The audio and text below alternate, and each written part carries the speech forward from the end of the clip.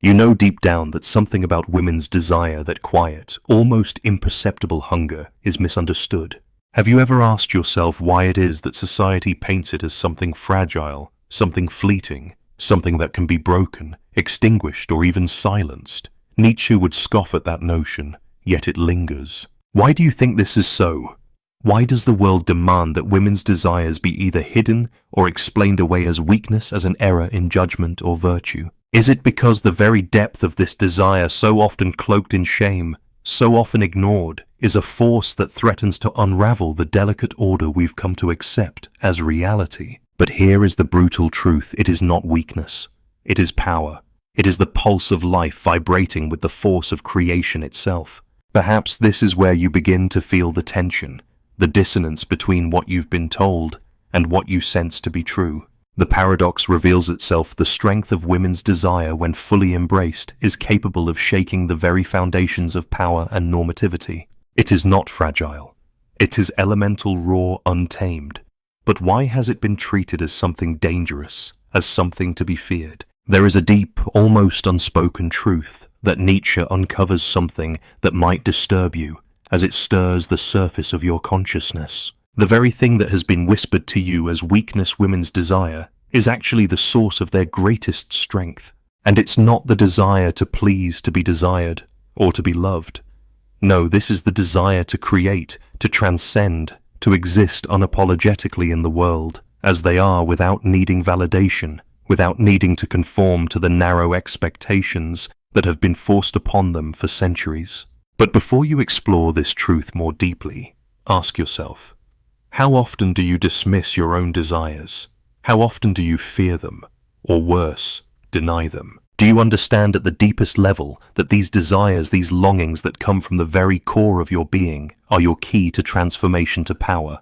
Or are you still running from them? As you slip beneath the surface of that first paradox, where what has been called frailty reveals itself as force, you begin to sense the contours of the deeper tension at play. You find yourself wandering through a hall of mirrors, each reflection fracturing the notion of women's desire into infinite shards. In one pane, desire is painted as a porcelain figurine, fragile and ornamental. In another, as a wildfire, voracious and uncontrollable. Which mirror holds the truth? You realize that both are false extremes born of fear and ignorance. The real shape of this desire is hidden in the spaces between reflection and shadow. You imagine the quiet chambers of the heart, where longings stir like slow-moving currents beneath a placid sea. You can hear their soft echo, a persistent murmur that refuses easy categorization. This is not a desire that asks for permission.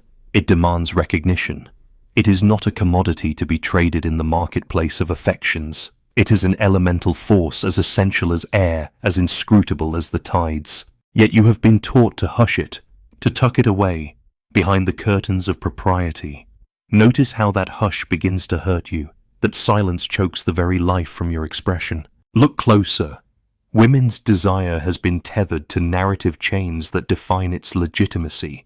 You feel the weight of those chains whenever you crave freedom, whenever you yearn to create or to embrace your own potential. Think of desire not as a plea, but as a proclamation, a declaration of being. Here lies the paradox. The world insists that women's desire be something small, something church pillow soft, something you would never dare to slam into the walls of power. And yet the very act of demanding your right to desire shatters those walls. In that shattering you see jagged light fractals of possibility. Each narrow expectation cracks open, letting in the air of radical autonomy. You sense your own breath deepening, your own voice rising from the depths of years spent whispering. You begin to perceive patterns, the way desire has been branded with shame, the way it has been coded as risk, the way it has been consigned to the margins of discourse. But it is everywhere, coursing through history in unrecorded epics of longing and becoming. You carry that hidden epic, whether you know it or not. Imagine a labyrinth where every turn circles back to the same false premise that desire must be controlled. In this maze, you stumble over the same arguments: women's desire is irrational, too emotional, too tied to biology, too prone to distraction. Each assertion feels like a toll booth demanding tribute in self-doubt. You pay each toll in the currency of your confidence until you have nothing left but a shell of hesitation. But vision flickers in even the darkest corners, a glint of Nietzsche's insight suggesting that what is dismissed as too much is precisely the energy required to transcend these labyrinthine walls. It is not your fault that these narratives have been written without your consent, yet you bear their consequences in your own flesh and bone.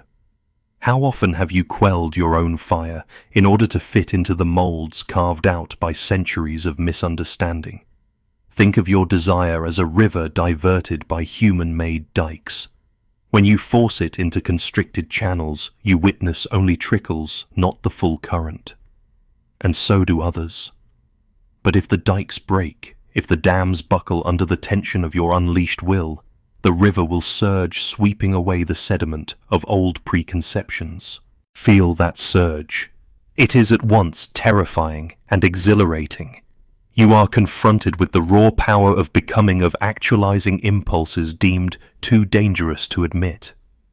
In that tension between fear and freedom lies the heartbeat of the paradox.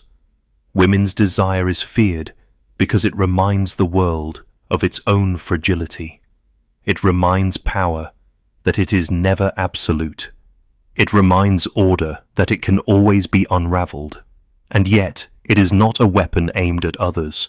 It is a force that courses within you, offering the possibility of communion with your deepest self. Let your reflection take shape without apology. Notice how the world recoils from your insistence on desire's legitimacy.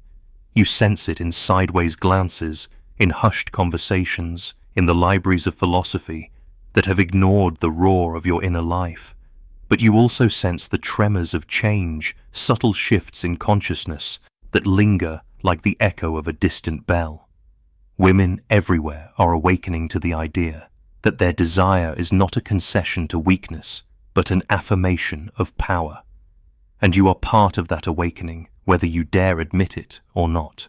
Stay with that tremor. Watch it spread like ripples across a still pond. Each wave carries the possibility of a new self-conception, one that embraces the full complexity of your whole being. You are called to recognize that desire is not a distraction from purpose, but the very engine of purpose itself.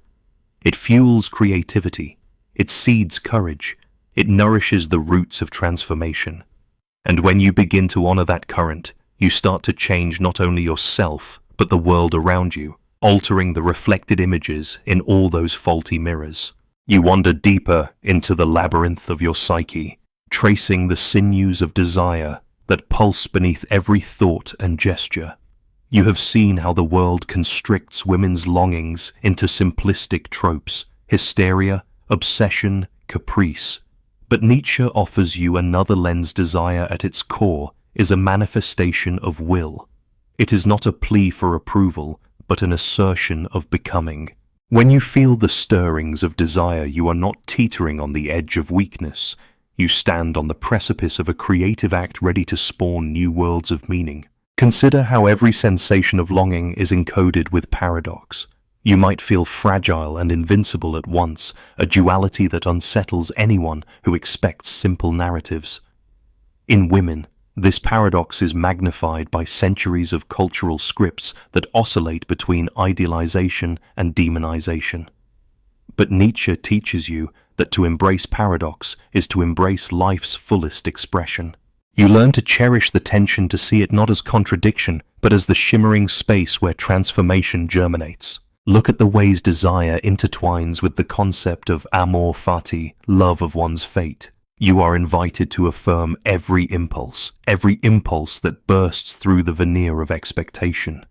Even desires that you have been taught to suppress: ambition, hunger for knowledge, thirst for autonomy, are threads of your fate's tapestry. To reject them is to reject yourself. To welcome them is to enact the sublime act of self-creation.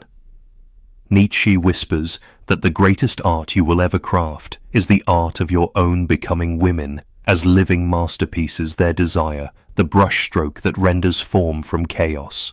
You might object that will to power sounds cold, abstract, even brutal. Yet you sense its warmth when you recognize that will to power is simply the drive to grow, to expand, to assert your presence against all attempts at erasure. Women's desire in this light becomes an affirmation of existence, a declaration that you will not be silenced or diminished. It is a song without lyrics resonating with the timbre of courage, and you standing in the echo are invited to join its chorus. This philosophical frame reframes your understanding of vulnerability. You realize vulnerability is not a wound to be hidden, but the portal through which will to power flows. When you allow yourself to feel deeply, you open channels for truth to enter and for creativity to surge. Your desire becomes a compass guiding you toward the horizons of your potential. Nietzsche would have you treat your own psyche as an artistic atelier. In that atelier, women's desire is the clay itself, malleable, resilient, infinitely expressive.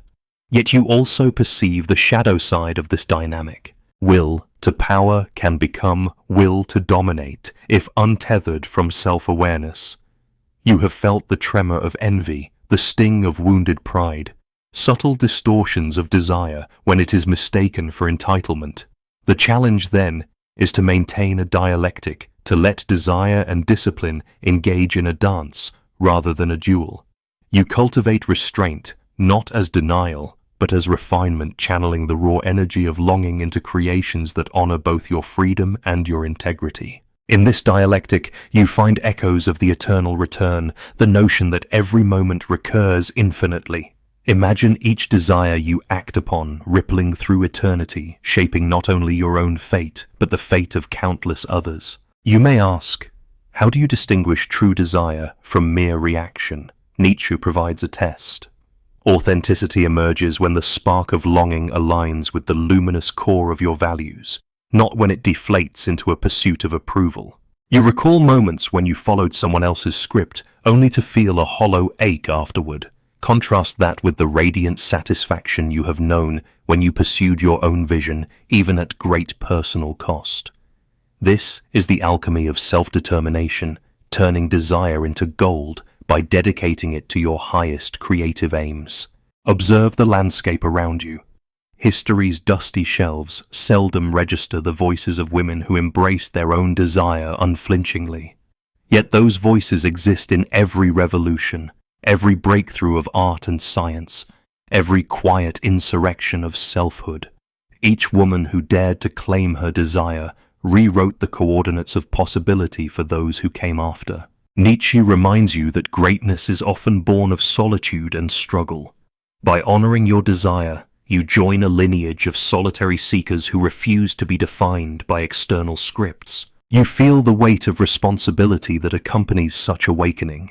Desire is not a private indulgence but a call to responsibility, to wield your power with integrity, to transform your longing into acts of creation rather than consumption. When you channel your desire into the service of something larger, whether community art or truth, you transcend the trap of mere self-interest. Women's desire thus becomes a catalyst for collective evolution, a flame that lights the way for others. This interconnectedness reveals the profound irony. The more you claim your individuality, the more you contribute to the shared tapestry of humanity. Nietzsche would say that you forge your own path, yet in doing so you carve a road others may follow. Women's desire, then, is both deeply personal and irrevocably communal.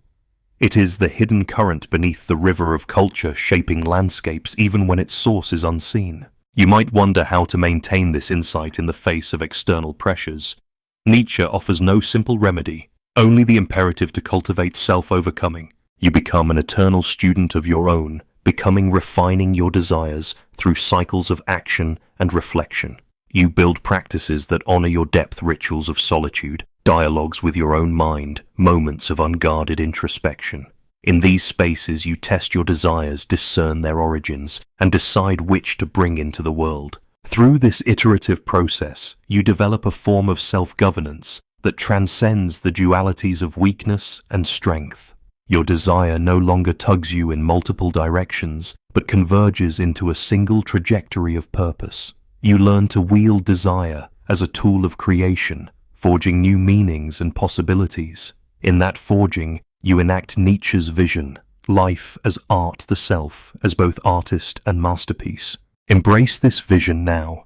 Let the threads of philosophy and psychology weave through your being, infusing you with both clarity and courage. Women's desire, no longer a shadowy whisper, becomes your anthem, a melody of power that resonates through the corridors of history and across the landscapes of the imagination. You stand at the vortex of potential, ready to claim your destiny with every fiber of your being. You notice the latent tension whenever you encounter authority. The unacknowledged power of desire creates a backlash of control mechanisms designed to keep you in line. From policy decisions that regulate your body to cultural scripts that prescribe your conduct, these mechanisms are manifestations of collective fear. Fear of what happens when the current of desire breaks free. Each regulation, each taboo, each social sanction is a signpost of the unspoken recognition that desire left unchecked can dismantle oppressive structures. And so structures arise to contain it. In your own life, ignoring your longings for purpose or passion leads to vocational stagnation. You find yourself moving through careers like an automaton, chasing promotions or titles that hold no real allure because the true sources of exhilaration have been deemed frivolous or risky. You accumulate credentials without developing your character, accumulating tasks without cultivating meaning. This vocational malaise is a direct consequence of treating desire as an extracurricular indulgence rather than a compass guiding you toward your highest expression. The inner consequence is a fracturing of self. You become a composite of roles you did not choose, fragmented by the voices of expectation. The more you perform these roles, the thinner the membrane between authenticity and performance becomes, until one day you glimpse the abyss and wonder who you really are. This existential vertigo is the apex of the hidden penalty, an awakening precipitated by crisis, a call to face the void that yawns at the center of silent suppression. Yet from the abyss emerges an opportunity. When you confront the cumulative weight of unseen consequences, you can choose to respond not with despair, but with fierce curiosity. You can excavate the layers of conditioning, identify the fractures, and begin the labor of reintegration. The urgency you feel is not a threat, but an invitation to dismantle the internalized narratives that have corralled your power, to excavate the dormant currents of desire, and to reroute them through channels of constructive, life-affirming action. Every ignored desire left unexamined is a silent saboteur. Every suppressed longing is a locked door waiting to be opened. And the door leads to the realm of your own becoming, a territory of unknown landscapes where the soil is rich with possibilities. Here the work of transformation demands that you confront the ghosts of unacknowledged yearnings and offer them witness. Only then can you harness their energy for creation rather than condemnation. As the hidden tolls mount, they call you toward a radical reevaluation, not of what you must sacrifice, but of what you have been denying yourself. This reevaluation is not a comfortable undertaking. It carries the tension of uncharted terrain. Yet it is the necessary path if you are to escape the slow death of self-effacement. The unseen consequences, once illuminated, become the fuel for a deeper awakening, a clarion call echoing through the corridors of your psyche. And so you stand at the threshold of this reckoning, feeling the cumulative weight of all that has gone unseen. You are invited to turn and face the shadows, to map the terrain of your own interior world, and to reclaim every ounce of power that has been siphoned away. Only by acknowledging and integrating these hidden costs can you begin to chart a new course, one in which your desire is no longer a liability, but the bedrock of your sovereignty. You feel the tremor of transformation coursing through your veins, and yet the path ahead remains uncertain. You know that the reconstruction of self demands confronting the barriers you have erected against your own desire. These barriers are not always obvious. They lurk in the quiet corners of habit, in the familiar refrains of should and must, in the voices of authority that once promised safety. How do you begin to dismantle them? You begin by noticing the tension in your body whenever you contemplate a forbidden longing, a wish to speak truth in a room that demands silence, a yearning to create art when art is deemed frivolous, a hunger to love when love is policed by convention. Each moment of resistance reveals a stone in the wall you built against yourself. You also recognize that transformation is not a one-time event, but an ongoing dialogue between your past and your emerging self. You carry within you the ghosts of every woman who was taught to bow her head, to swallow her fire, to apologize for the tremor in her voice. Their voices echo in your hesitation, yet their dreams still flicker like dying embers begging for air. What would happen if you whispered back to them, forgiving the debts of history and reclaiming your inheritance of desire? What if you allowed yourself to become the ancestor of a new lineage? Women who stand unbowed, whose inner flame is neither apologetic nor hidden. Transformation demands ritual. You might begin with simple acts, a daily vow to honor one impulse that scares you, a practice of speaking your truth, even when your voice shakes. You set aside moments for solitude, creating a sanctum where your mind can wander beyond the constraints of expectation. In this space, you write fragments of thoughts that have been smothered. You draw symbols that have no name. You hum melodies born from places deeper than language.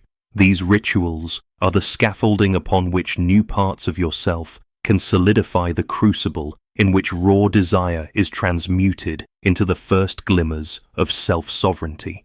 Yet awakening is never linear. You will find yourself circling back to old patterns, the weight of external scripts pulling you toward compliance, the whisper of self-doubt tempting you to retreat. In those moments, you must remember that the terrain of transformation is fractal. Every revisit to a past barrier reveals new facets, new insights, and new opportunities to deepen your work. It is not failure to stumble, it is the necessary repetition that forges muscle memory in your resolve. You learn to greet each relapse with compassion, to breathe through the discomfort, and to trace the contours of your resistance until it dissolves into understanding. You may also encounter allies and antagonists in the outer world. Some will celebrate your awakening, reflecting back your courage in their own widened eyes. Others will feel threatened unconsciously, imprinting their fears onto you, marking you as too bold, too loud, too unorthodox. You might face subtle judgments, invitations to shrink yourself, messages that your desire is a luxury you cannot afford. In those moments, you are called to strengthen your inner committee, to surround yourself with mirrors that affirm your worth, and to create boundaries around voices that seek to diminish your light. Transformation is also a journey into paradox.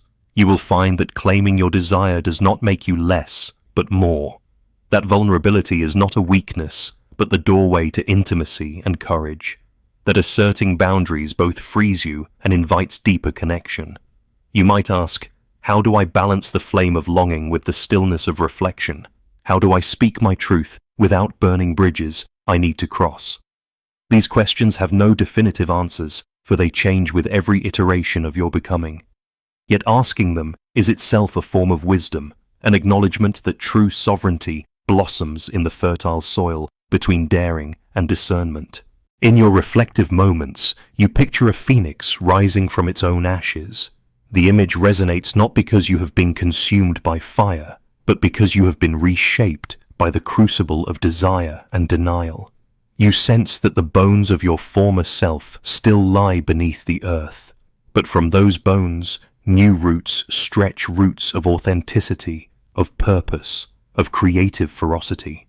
You nurture these roots with intention, giving yourself permission to foster longings that society deemed untimely, to cultivate impulses that once lurked like weeds in the margins of your consciousness. You stand at the edge of a clearing, the air thick with possibilities. The clearing is not a destination, but a threshold. You might linger there, marveling at the canopy of stars above each star, a fragment of potential, a spark of women's collective longing shining through the darkness. Or you might step forward, knowing that the work of embodiment requires taking risks, making choices, and bearing the consequences with equanimity. You may stumble on unexpected stones, or encounter hidden streams that nourish your journey. But remember, every step taken in reverence of your desire deepens the integrity of your becoming. Awakening demands that you hold multiple truths at once: the beauty of your vulnerability and the strength of your conviction, the necessity of community and the imperative of solitude, the urgency of action and the wisdom of patience. It is a dance between self-assertion and surrender, between carving your path and listening for the guidance that emerges from silence. You might ask, when should I push forward? And when should I rest? When should I speak? And when should I listen? These are the questions that accompany your pilgrimage, ever evolving, ever probing. In the theater of your mind, you replay scenes of old compromises, moments when you dimmed your light to appease someone else, when you smothered your desire under layers of politeness. And yet now, as you survey that stage, you realize you hold the power to rewrite every script. You can reclaim dialogues, shift the tone, change the ending. You understand that transformation is a creative act, an art form practiced daily through the choices you make, the words you speak, and the desires you steward. At the heart of this reflective journey is a question without a final answer. Who do you become when you no longer apologize for your desire? It is an open-ended invitation echoing through the corridors of your psyche. Each of us, in our own way, must find the resonance of that question and live into its unfolding answers. Women across time have grappled with it, and you now join their chorus, an unbroken lineage of seekers, refusing to relinquish the spark within.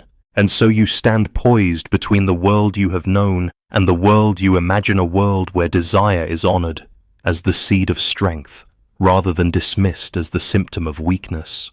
You may not see that world fully yet, but you feel its contours in the tremor of your own becoming.